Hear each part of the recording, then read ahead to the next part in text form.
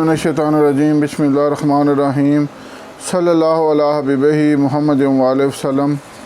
السلام علیکم ورحمۃ اللہ وبرکاتہ۔ امید ہے کہ آپ حضرات خیریت سے ہوں گے۔ آج آپ کو جو اسلامی تاریخ کا اور حضور صلی اللہ علیہ وسلم کی سیرت مبارکہ کا ایک واقعہ سنا رہا ہوں، وہ ہے آندھی کے وقت حضور صلی اللہ علیہ وسلم کا طریقہ۔ ہوتا تو یہ ہے کہ ہر بندہ کامیابی چاہتا ہے، ہر بچے سے پوچھیں، بڑے سے پوچھیں، بوڑھے سے پوچھیں، وہ یہی کہے گا کہ ہم کامیاب ہو جائیں۔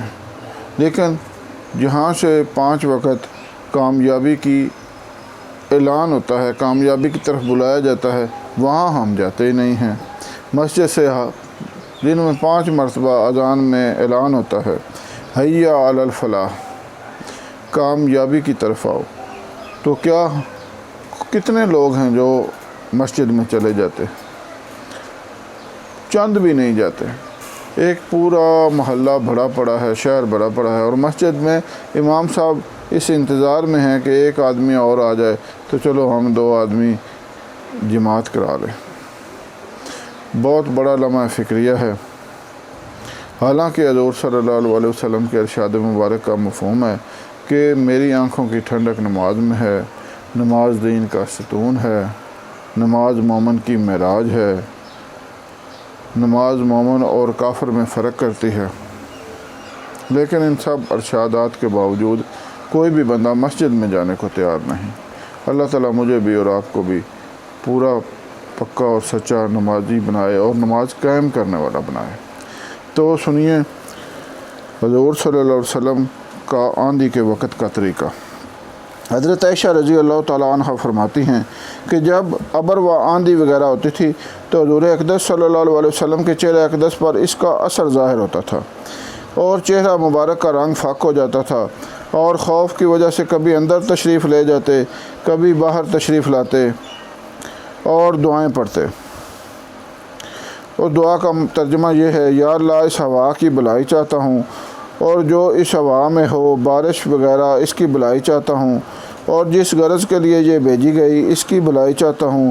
یا اللہ میں اس ہوا کی برائی سے پناہ مانگتا ہوں، اور جو چیز اس میں ہے اور جس غرض سے یہ بھیجی گئی اس کی برائی سے پناہ مانگتا ہوں۔ اور جب بارش شروع ہو جاتی تو چہرہ پر انبساط شروع ہوتا۔ میں نے عرض کیا کہ یا رسول اللہ صلی اللہ علیہ وسلم، جب سب لوگ ابر دیکھتے ہیں تو خوش ہوتے ہیں کہ بارش کے آثار معلوم ہوئے، مگر آپ پر ایک گرانی محسوس ہوتی ہے۔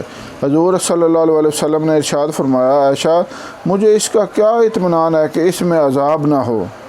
قوم عاد کو ہوا کے ساتھ ہی عذاب دیا گیا، اور وہ ابر کو دیکھ کر خوش ہوئے تھے کہ اس ابر میں ہمارے لیے پانی برسایا جائے گا، حالانکہ اس میں عذاب تھا۔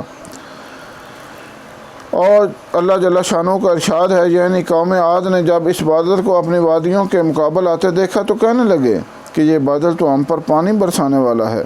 ارشاد خداوندی ہوا کہ نہیں، برسنے والا نہیں، بلکہ یہ وہی عذاب ہے جس کی تم جلدی مچاتے تھے، اور نبی سے کہتے تھے کہ اگر تو سچا ہے تو ہم پر عذاب لا۔ ایک آندھی ہے جس میں دردناک عذاب ہے، جو ہر چیز کو اپنے رب کے حکم سے ہلاک کر دے گی۔ چنانچہ وہ لوگ اس آندھی کی وجہ سے ایسے تباہ ہو گئے کہ بجز ان کے مکانات کے کچھ نہ دکھلائی دیتا تھا، اور ہم مجرموں کی طرح سزا دیا کرتے ہیں۔ یہ اللہ کے خوف کا حال ہے، اسی پاک ذات، یہ اللہ کے خوف کا حال اسی پاک ذات کا ہے جس کا سید الاولین و آخرین ہونا خود اسی کے ارشاد سے ہمیں معلوم ہوا۔ خود کلام پاک میں یہ ارشاد ہے کہ اللہ تعالیٰ ایسا نہ کریں گے کہ آپ کے ہوتے ہوئے ان کو عذاب دیں۔ اس وعدہ خداوندی کے باوجود پھر حضور اقدس صلی اللہ علیہ وسلم کے خوف الہی کا یہ حال تھا کہ ابر اور آندھی کو دیکھ کر پہلی قوموں کے عذاب یاد آ جاتے تھے۔ اس کے ساتھ ایک نگاہ اپنے حال پر بھی کرنا ہے کہ ہم لوگ ہر وقت گناہوں میں مبتلا رہتے ہیں، اور زلزلوں اور دوسری قسم کے عذابوں کو دیکھ کر بجائے ان سے متاثر ہونے کے، توبہ، استغفار، نماز میں وغیرہ میں مشغول ہونے کے، دوسری قسم کی لغو تحقیقات میں پڑ جاتے ہیں۔